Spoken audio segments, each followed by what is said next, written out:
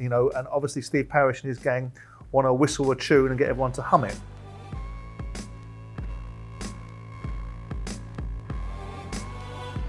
Welcome to One-2-One with Simon Jordan. A great set of questions this week. Keep them coming, even the ones about my clobber. Let's get on with the questions from this week. Gerrard and Lampard are both at the very beginning of their careers, gone different directions in terms of Lampard did take the step back to learn his trade at Derby, but then went boom, 0 to 60 into Chelsea, and I thought at the time it was too much of an accelerated development in his career.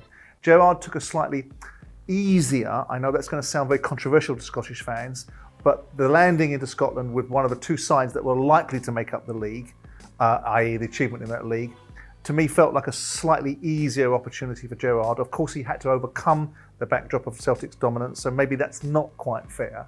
So it's a pick-em for me. Momentum is with Gerrard, and obviously the rumours about Aston Villa coming into play, which I think would be potentially an unwise move for both.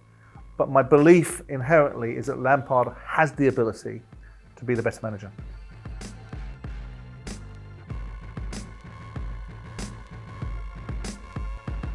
I'm not sure. I think you have to give West Ham credit for putting him in a situation. It's a bit like the Jake LaMotta analogy within Raging Bull. Give him a stage where his ball can rage. He's on a stage that's enabling him to be successful because it's been facilitated by the squad of players that he's wanted to bring in and the energy that he's got in his coaching staff.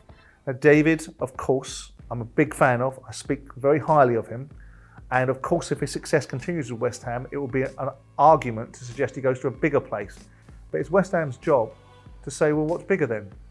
We're building more seats inside the stadium to take us to 60, 70,000 fans. We're the subject of potential bids from very wealthy people that might take us to the next level.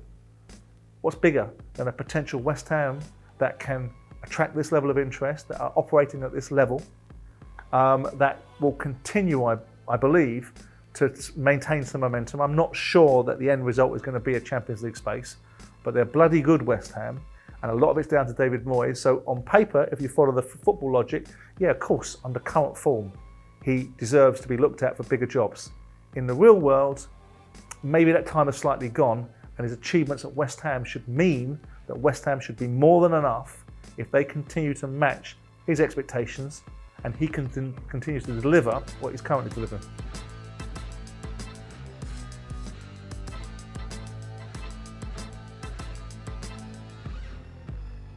Should referees be made to speak to the media? No, they shouldn't be made to speak to the media. They should want to speak to the media because it's one of the parts of the game that I feel is unfairly criticised, unfairly scrutinised and not given a voice to push back on it. It's one thing listening to the PGMOL coming out and talking on your behalf. It's another thing, a referee, I don't mean press conferences, I mean being able to come out and talk for 10 minutes or 30 seconds or a minute and a half after a game to put into context the situation on the pitch. You don't pay to go to a football match to see a referee. They're not part of the entertainment, but they are part sometimes of the outcome. And if every other moving part of football is put through a prism and gets an opportunity to defend itself or speak about what it encounters, why wouldn't referees be the same? They're now put into a situation where economically they're at certain levels that justify refereeing being a full-time career. In the Premier League, certainly, the expectations and scrutiny that the 24-hour 360 degree, 7-day-a-week scrutiny puts them through, I think they should want to have a voice and should want to talk to the media, to put the media back in their seats and also to help the fans understand what's going on, why it goes on, how it goes on, and also to put a human element to referees so people remember when they're vilifying, abusing or getting right in the face of referees what it is a referee really looks like and what a referee really does.